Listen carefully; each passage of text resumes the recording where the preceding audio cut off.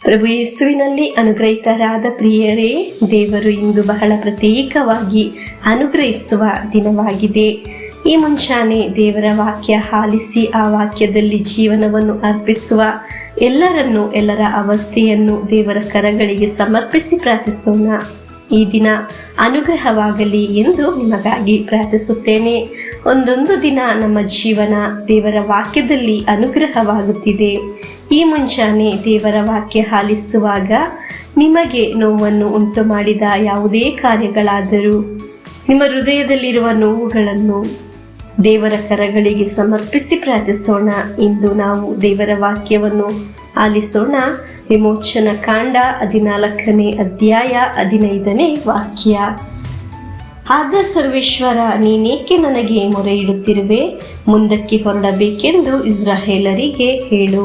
ಪ್ರಿಯರೇ, ಇಸ್ರಾಯೇಲರು ಈಜಿಪ್ತರ ಗುಲಾಮಗಿರಿಯಿಂದ ಮೋಶೆಯ ನೇತೃತ್ವದಲ್ಲಿ ದೇವರ ಹಿತದ ಪ್ರಕಾರ ಹೊರತಂದು ಮರುಭೂಮಿಯಲ್ಲಿ ಸಲುಗಿ ಕೆಂಪು ಸಮುದ್ರದ ಹತ್ತಿರ ತಲುಪಿದಾಗ ಮೋಶೆ ಮತ್ತು ಇಸ್ರಾಯೇಲರು ನೋಡುತ್ತಾರೆ, ಫರೋಹನ ದೊಡ್ಡ ಸೈನ್ಯ, ಶಕ್ತವಾದ ಸೈನ್ಯ ಇವರನ್ನು ಆಕ್ರಮಿಸಲು ಬರುತ್ತಿರುವುದು. ಕುದುರೆಗಳು, ಅದರ ಶಬ್ದವು, ಅದರ ಅಟ್ಟಹಾಸವು.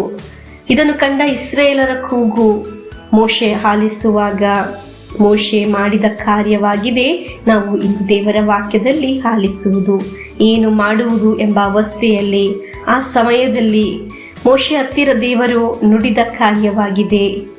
ನೀನೇಕೆ ನನಗೆ ಮೊರೆ ಇಡುತ್ತಿರುವೆ? ಮುಂದಕ್ಕೆ ಹೊರಡಬೇಕೆಂದು ಇಸ್ರಾಯೇಲರಿಗೆ ಹೇಳು ಎಂದು. ಆಗ ಮೋಶೆ ದೇವರ ಸನ್ನಿಧಿಯಲ್ಲಿ ಮೊರೆಯಿಟ್ಟಾಗ ಪ್ರಾರ್ಥನೆಗೆ ಸಿಕ್ಕಿದ ಉತ್ತರವಾಗಿದೆ. ಹಲ್ಲೆಲೂಯಾ. ಮುಂದೆ ಸಾಗಲು ದೇವರು ನಡೆದಿದ್ದು. ಈ ಮುಂಚಾನೆ ದೇವರ ವಾಕ್ಯವನ್ನು ಆಲಿಸುವಾಗ ನಮಗೂ ಸಹ ದೇವರು ಹೇಳುತ್ತಿದ್ದಾರೆ, ಮುಂದೆ ಸಾಗಿರಿ ಎಂದು. ಮನಸ್ಸು ಕುಗ್ಗಿ ಚಿಂತೆಯಿಂದ, ಸಮಸ್ಯೆಯಿಂದ, ಕಷ್ಟದಿಂದ ಹಿಂದೆ ಹೋಗಬೇಕಾದವರಲ್ಲ ನಾವು. ಅನೇಕರು ಹಿಂದೆ ಹೋಗುತ್ತಾರೆ, ಅನೇಕರು ಮುಂದೆ ಸಾಗಲು ಆಗುವುದಿಲ್ಲ. ಹೇಗೆ ಮುಂದೆ ಸಾಗುವುದು, ಹೇಗೆ ಇದನ್ನು ಫೇಸ್ ಮಾಡುವುದು ಎಂಬ ಅವಸ್ಥೆಯಲ್ಲಿ ಆಗಿರುವವರು ಇದ್ದಾರೆ. ಆದರೆ ಆ ಅವಸ್ಥೆಯಲ್ಲಿ ಮನಸ್ಸಿನಲ್ಲಿ ಯೋಚಿಸಿ ಕುಗ್ಗದೆ ದೇವರನ್ನು ಯೋಚಿಸಿ ಇಂದು ಸ್ವರ್ಗದ ದೇವರು ನಮ್ಮೊಂದಿಗೆ ನುಡಿಯುತ್ತಿದ್ದಾರೆ, ಮುಂದೆ ಸಾಗಿರಿ ಎಂದು.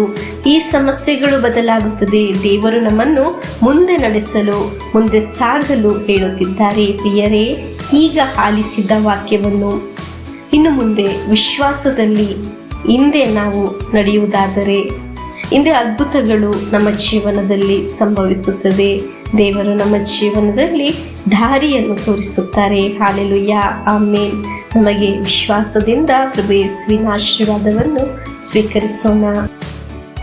ನಮ್ಮ ಪ್ರಭು ಯೇಸು ಕ್ರಿಸ್ತರ ವರಪ್ರಸಾದವು, ದೇವರ ಪ್ರೀತಿಯು, ಪವಿತ್ರಾತ್ಮರ ಅನ್ಯೋನ್ಯತೆಯು ನಮ್ಮೊಡನೆ ಇರಲಿ.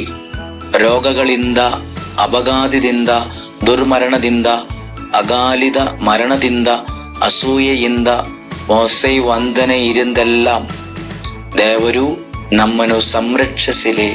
Hallelujah, amen.